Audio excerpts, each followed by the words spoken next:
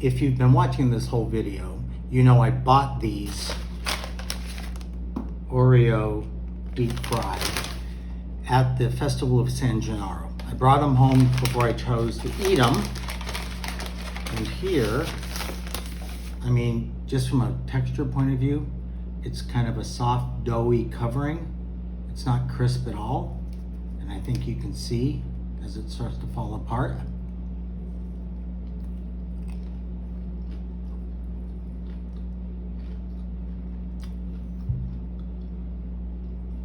It is exactly what you think.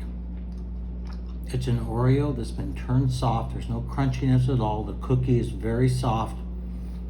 The creamy filling, of course. And take another look.